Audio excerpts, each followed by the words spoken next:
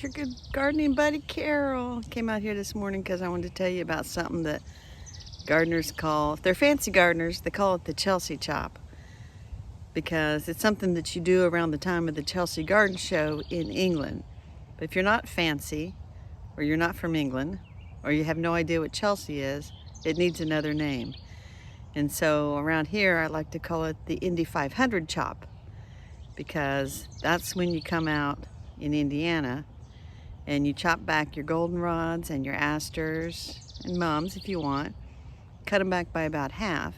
That'll allow them to bush out a little bit, create more stems, more flower buds, and a bigger display of flowers in the fall.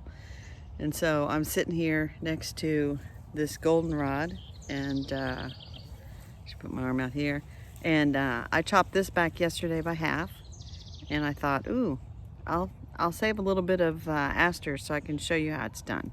So hang on, we're gonna go chop some asters. Hey, here I am. So I got this on a tripod, but we have some asters here, and they're, I'd say they're about 3 foot tall or so. And so it is a little after, it's early June. So it's a little bit later than I normally would do this, but it's been such a slow spring, it's still gonna be okay. So you get some loppers of some kind, and these are called Jacquard shears. And when my sister saw me use them, she's like, I gotta have some of those. So anyway, you just come in here and you just basically chop it back.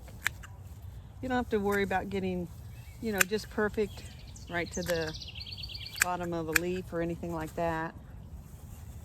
You just cut back, just like that. Just like that. And then, like I said, they'll branch out, they'll have more branches, and you'll have more flowers in the fall. And that is the Indy 500 chop. Okay, we'll come back and talk a little bit more about other names for it. Bye now. So that was my Indy 500 chop, because I call it the Indy 500 because the race is always at the end of May, and that's about the time you do it around here. Of course, it is early June, but we had a late summer, or late spring, I think. So I'm still fine. And if you live north of me, if you live in like upstate New York or lower Canada, you'd be okay to do those chopping back now. Maybe call it, for upstate New York, might call it the Flag Day chop. I don't know. But anyway, sometime in late spring, you chop back your goldenrods, you chop back your asters, your fall blooming asters, and you chop back mums if you want, all those fall flowers. Makes them bush out and you get a lot better display in the fall. And that is what you want. So anyway, it's a beautiful day, central Indiana. Low 70s. I have no idea what they're doing over, it sounds like they're drilling out concrete or getting ready to chop up some trees. God only knows. But I got a bunch more chopping back to do, so I'm going to let you go.